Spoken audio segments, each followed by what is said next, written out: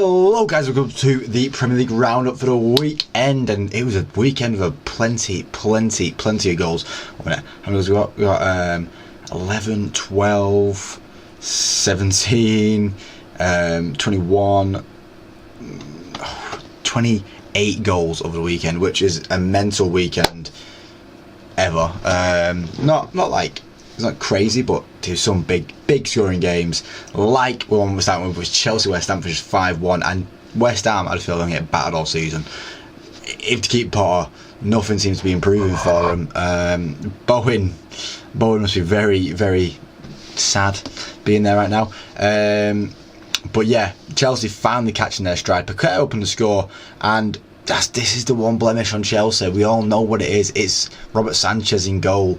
We know he should be doing better. We know he can do better, but like, he's not doing better. So you can see why Chelsea are constantly looking and being linked with different goalkeepers, because João Pedro looked good, the corners look good, Estevao is looking like something else. It was lucky Palmer missed a game, but the team changed around. No Palmer. Palmer's been struggling a lot recently. Give Palmer a little rest, and the rest of the team kind of bloomed. Estevao especially looked really exciting. Enzo's been a real danger. Obviously Caicedo scored. And West Ham were just poor, mainly from corners. A lot of Chelsea goals actually came from set pieces, and it just seems like some sort of disorganisation. And it seemed like that was what Potter was alright with, was his set pieces, but it's just absolutely terrible. No one seemed to know what they're doing, and it all just falls apart from I think 3 of the goals came from corners. João Pedro's came from a corner, Chalobah's came from a corner, and Caicedo's came from a corner. Yeah, that's just poor. 3 goals from corners is just really poor. What else is poor is everyone bigging up City last week. Everyone going, City going to do this, City going to do that, City going to do this. I mean, even myself was saying this City team looks scary. Spurs, Thomas Frank went, nah, I'm not afraid of these. But they do it every year, don't they? Spurs just know how to nitpick at City and pull out something that no one can see is coming. But they did it. They did it again. And surprisingly, at the Etihad, Spurs dominated the midfield. Palinha, Sarr and Bentancur had a great game, and what I was looking at, I was like, these are just like improved versions on what he had at Brentford, of like Norgard and Janelt and all this. Bentancur, Sarr and Palinha are just workhorse. People are going to work for you. Bergval as well. Basuma, when he figures out what he wants to do with his life. All players that are actually great. All players that are going to put their life on the line in midfield and not stop working all game. Kind of what United need, but we're not here to speak about that. City had chances. City had chances. I mean, Haaland created a few of them chances as well. Oscar Bob looked good as well, but it's not about having the chances, but scoring the chances. And Haaland missed a few chances himself as well. A bad day out for Trafford. It adds on, but Spurs played great. I can't fault Spurs' performance, and they got what they deserved. They got them 3 points and a clean sheet.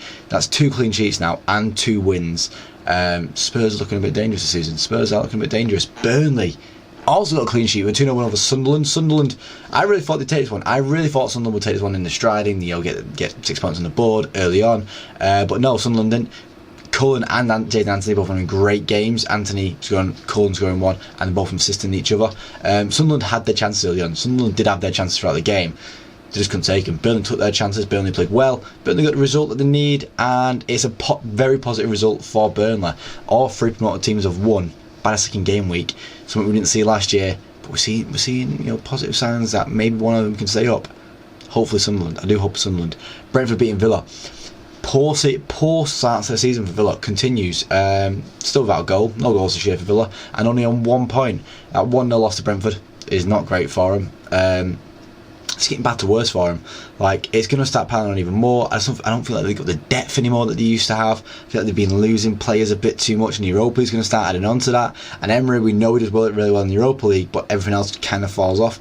I don't think Villa are in for a great season. A lot of people are knocking Forest. I think Forest might fall off as well, but I think Villa might have a bit of a real downfall season now in the Europa League. Obviously, last year they balanced it all the Champions League, but I just don't know. I feel like something's changed in the rhythm of things for Villa, and something just looks a bit off. But Brentford had a great game. Damsgaard played really well. Dango scoring on his debut is good. I really thought Shadow would have meant to, drag Brentford forward now in Mbeumo's place, but Damsgaard's really stepped up recently, and he's been taking the reins, really.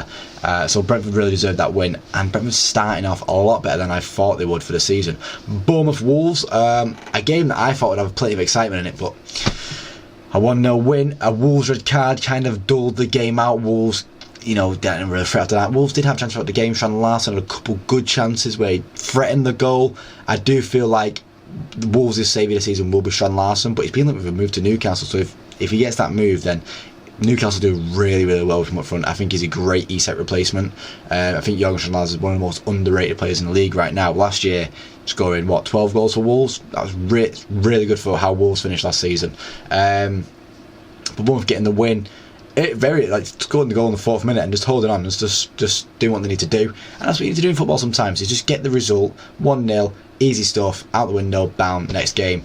The team that didn't want to stop at 1-0 was Arsenal, who annihilated Leeds. Leeds got their proper welcome to the Premier League after beating a really poor looking Everton side last week. Arsenal have given them a right good welcome. 5-0, Timber getting twice, Gyökeres getting twice. I thought Dalman looked really good as well for his nice little cameo that he had. I think he's made a good impression for himself, and it's going to go for the season. Disappointing he didn't take the penalty. It would have been nice to see him take the penalty, but obviously Gyökeres is going to want to get that golden boot. He's not messing around. He's on second goal now. Even the little hair flick, being like, yeah, he saw the internet. He saw what the internet was saying. He flicked his hair too much, and he's gone, yeah, you know what? Scored twice, and I'll flick my hair twice too. But it's more corner mischief. It's more throwing a corner in there, and that kind of starts Arsenal off, and that's when a team, kind of opens up to Arsenal once that corner goes in. And I mean, if it works, it works. I can't knock it. They've scored 6 goals so far this season and conceded none. Fair play. Rice having a great season.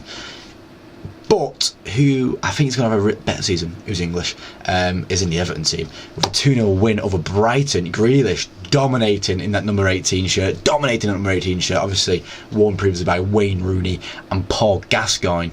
That's why Grealish picked the number 18.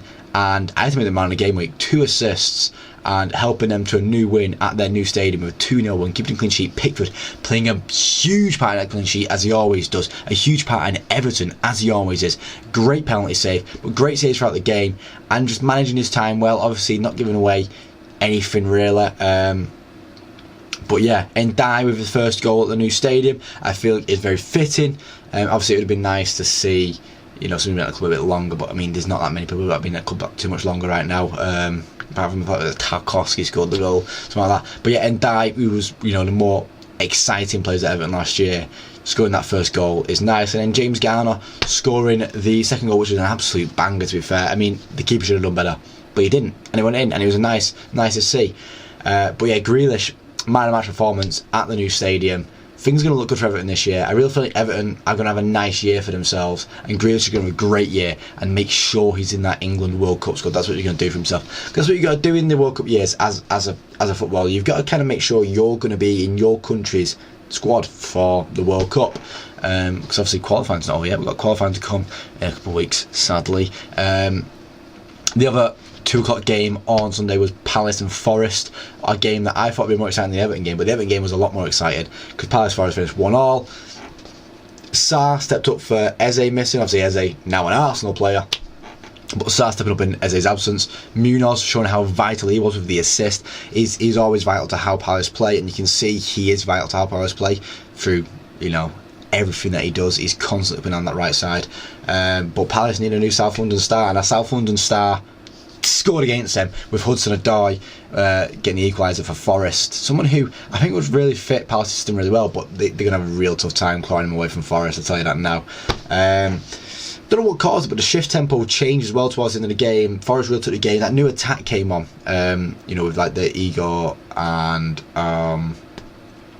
what's the other guy called? Hutchinson. I'm going on my head there. Having a bit more creative and changing things up, a bit more energy towards the game, and it kind of helped. Fulham United, another game where the tempo changed, but we'll get to that in a second. United having the right chances throughout the game. Outside the game, that attack looked really nice again. Cunha getting some really good chances, hitting the post, having a good save from Leno, but didn't really come to anything. We got a penalty thanks to a corner mishap. Obviously people are arguing it shouldn't be a corner. It wasn't a free kick. It was a free kick. A penalty, what am I talking about? And it was a penalty, but Bruno just skied it. It was it's mind-boggling to see. Obviously, he bumped into ref and his head was a bit gone. I'm like, man, just calm down sometimes. Put it in the back of the net, son. Yoro, thankfully, scoring a goal. But then Agate came on and once again, lost control of the game. Casemiro, wasn't holding control of the game. But as soon as Agate comes on, we completely lose control of the game. Passes going here, there, left, right, and centre, not knowing what we're doing with ourselves.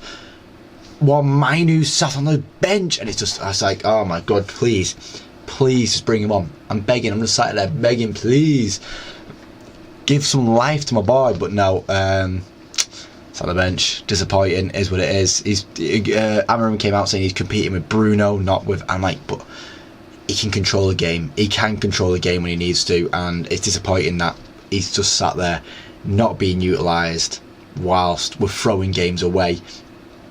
But it is what it is. Like, we were the better team. We were unlucky not to win this game, and people come for Amarim's head. He can make better decisions. But he's setting us up for wins, and that's the important part. He's setting up for wins. He just needs to get his decision making a bit better. And on to the final game of the weekend, happening last night, Newcastle-Liverpool. And Liverpool, for the second week in a row, throwing a 2-0 lead away. They were leading the game 2-0. Gravenberch with a nice little finish, and then Ekitike right after it. But once again, Gakpo was the main guy. He assists for both goals. I think Gakpo is going to be Liverpool's main guy. So he's going to take him forward. I think this is going to be how in the City team everyone always beat up Aguero, but Sterling was doing the day work. Sterling was doing what needs to be doing, and Gakpo's going to be doing that season. Salah's going to get a lot of hype, doing all this, but Gakpo's going to be that guy doing the business, doing what needs to be done, and he's helped them start off really well this season, and he's the guy that's been hooked early on as well. But yeah, just throwing it away, Liverpool, which I'm not complaining about. You keep doing that. I'm all here for you doing that. Bruno Giva, nice one, and then William Asula stepping up in Isak's place, getting what he needs to do. 10 men Newcastle down to because of a stupid Gordon red card. We know he's a Liverpool fan, and it's just ridiculous that he got a red card like that in such a stupid fashion. Newcastle make it 2-2, and then right towards the end of the game, youngster 16-year-old Rio puts it in the back of the net with a great finish. It's a great finish. I can't knock it.